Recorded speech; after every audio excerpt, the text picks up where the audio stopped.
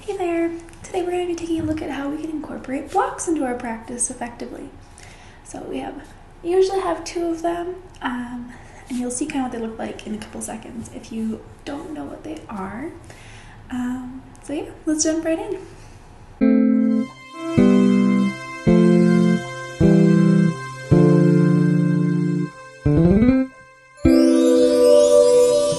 Hey there! Today we're going to begin in our passive squat or malasana, grabbing one of our blocks here and placing it underneath the pelvis as we bring the feet just kind of outside of our hip width distance. I like to outturn my toes slightly here, as long as your knees are following your feet. Bringing the hands to heart center and just really sinking into this pose. Today we're going to look at different ways that we can have blocks with us to help us in some of these poses.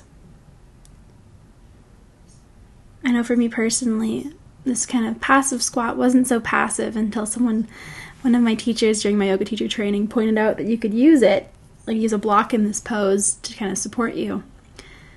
And now I'm able to kind of hang out here for a lot longer than I used to be able to. I used to kind of just fall backwards. It was an interesting space to be in. From here, we're going to kind of stand up and shift into our downward facing dog, or Adho Mukha Shavasana. I know for me personally, I don't often find that this helps me very much, but I've definitely met some people that this is super helpful for, is to put blocks underneath your hands to give you a little bit more space in your upper body as we do this pose. Because maybe your legs are a little bit longer, all those things that everyone's bodies are composed in various different ways with different lengths. So if you feel like this helps you, power to you. So placing the blocks under the hands here as we push our hips back in space, kind of creating more space here. This also puts us in a good place to use our blocks as we move forward into our high lunge. Kind of rolling forward here, bringing the right leg with us.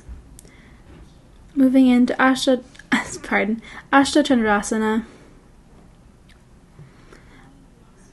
Allowing the blocks here to help us find our balance.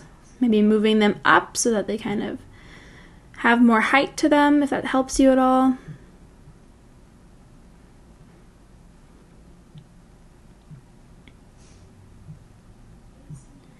Releasing our blocks, we are going to kind of pivot our bodies, opening into our Warrior 2 or Virabhadrasana 2.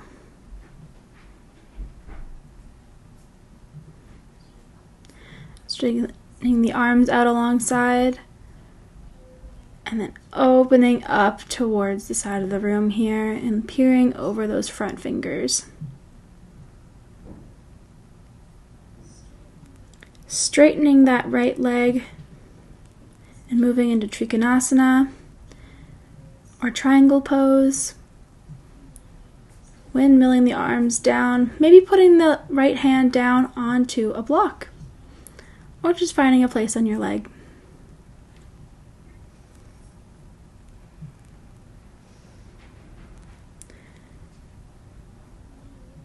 From here, we are going to come back up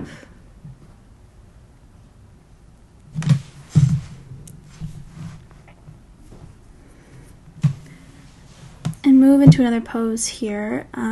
So instead of moving back up all the way, we are just going to bring our right leg into a good position so that we can lift the left leg. Kind of shifting our weight here a little bit so that our body is over top of that right leg. For me, I like to use the block to kind of give me more space and balance here, instead of bringing the right hand down to the mat as we move into Ardha Chandrasana, our half moon pose. Extending the left leg long, yeah, that's right, okay. Extending the left leg out long towards the back of the room, the left arm towards the ceiling. Flexing our fingers out a bit here, allowing our gaze to follow those fingers. And coming back down.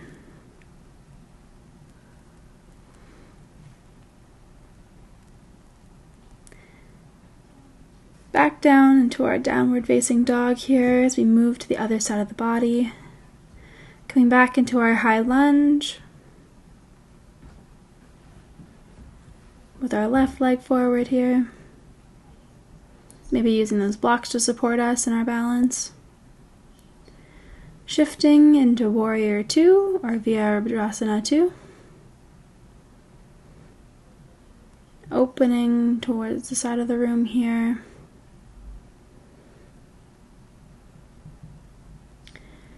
Straightening that front leg. Bringing the left hand down to the leg here, maybe onto a block as we spiral down into Trikonasana.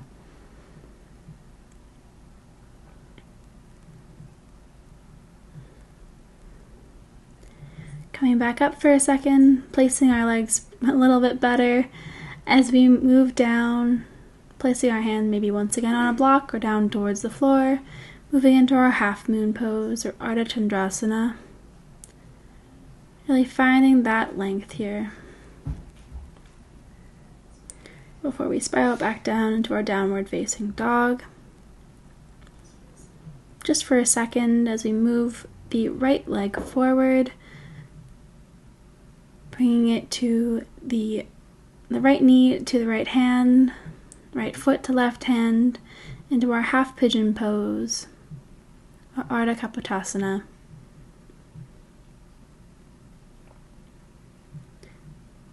Maybe placing a block underneath your hips here to give you a little bit more space as we fold down over our right leg.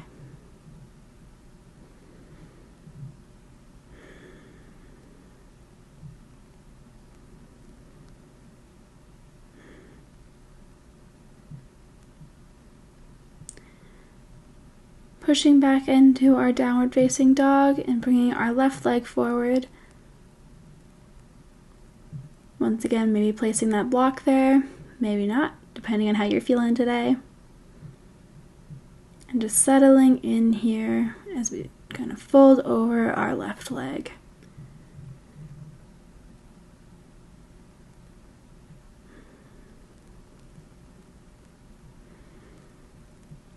Whenever you feel ready, we're going to move to our backs just into Shavasana to close out our practice for the day. Today our focus was kind of just learning different ways that we can use blocks to help with things like our balance, maybe kind of help us find space in certain poses,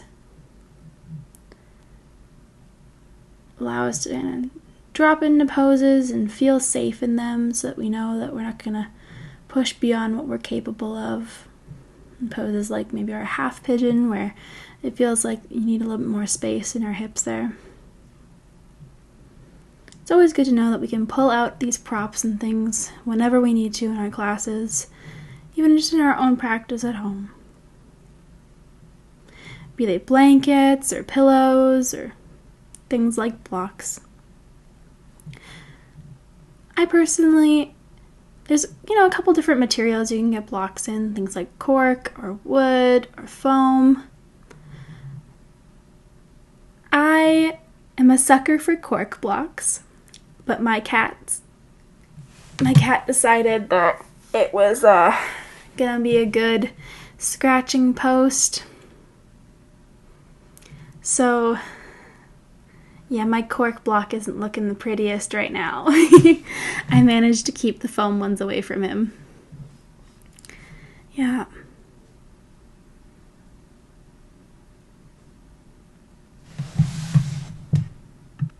Anywho, stay in this space for as long as feels comfortable to you, and I'll see you back on your mat next time.